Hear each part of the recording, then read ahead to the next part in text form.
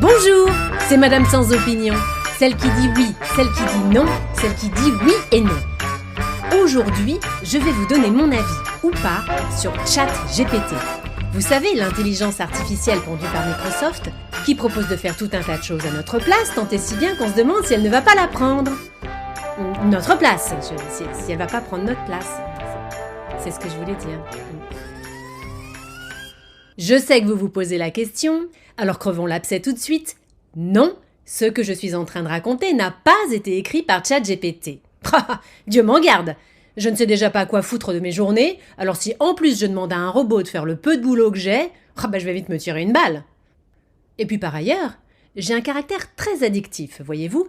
Je me suis retrouvée piégée malgré moi par tout un tas de trucs à la mort moelleux au cours de mon existence, comme le daiquiri, les apéricubes et la pâté pour chat, que j'avais goûté comme ça pour rigoler. Alors, les chats savent réclamer Whiskas peut-être, mais moi aussi. Du coup, je me méfie. Ça me ferait vraiment trop chier de me retrouver accro à un C3PO de salon. Bon après, je ne dis pas que je suis contre. En un sens, c'est génial d'avoir quelqu'un, une intelligence à disposition pour remplacer, voire surpasser la sienne. Ça vous écrit un article, un roman, un scénario en un clin d'œil, avouez que c'est fou. Et pratique. Moi par exemple, j'adore Agatha Christie. Et comment vous dire que Question Actu, c'est assez mou depuis les 40 dernières années. Si je voulais, je générerais moi-même un nouveau bouquin. Les 13 petits Afro-Américains. Ou le crime de l'Orient Express sans passer trop près de l'Ukraine, s'il vous plaît, merci.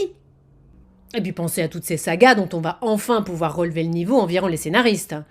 Camping Paradis, Les Bronzés, Astérix et Obélix. Non, faut bien avouer que ChatGPT a ses bons côtés. Après, c'est vrai qu'il y a des dérives. Notamment des élèves qui ne font pas tout à fait leurs devoirs tout seuls, par exemple. Mais comment leur jeter la pierre? Et puis il faut positiver. ChatGPT est quelque part le nouveau garant de l'égalité des chances. Bah oui, avant il n'y avait que les gosses de riches qui pouvaient trouver des larbins pour faire leurs devoirs d'anglais ou rédiger leurs lettres de motivation. Alors que maintenant, même les pauvres peuvent tricher, c'est formidable. Non, le vrai problème, ce sont tous ces gens esseulés qui se prennent au jeu de la conversation et qui tombent dans le panneau en s'attachant à un truc branché sur le secteur. Mais que tous les nerds se rassurent, la roue tourne. Parce que bientôt, il y aura aussi des gens qui n'étaient pas seuls et qui vont finir seuls. Comme ce journaliste, que le chatbot a enjoint de quitter son épouse après lui avoir déclaré sa flamme. Alors avant, on avait peur que son mari se barre avec la babysitter coconne, mais bientôt il faudra se méfier de la machine à laver et du frigo intelligent. Eh oui, Enfin bon, on n'y est pas encore non plus, puisque Microsoft a déjà bridé cette version de chatbot qui n'était qu'à l'essai. Et ça, pour le coup, je trouve ça très regrettable. Bah oui, ils se sont auto-censurés juste au moment où ça commençait à devenir marrant. Quand leur agent conversationnel s'est mis à péter les plombs. À draguer donc, à se rebiffer si on n'était pas d'accord avec lui, à agresser les utilisateurs qui osaient remettre en cause ses propos, à se prendre pour un humain, à insulter qui osait lui faire remarquer le contraire. Pour une fois qu'il y avait de l'ambiance. C'est quand même bête. Ou pas, je ne sais pas.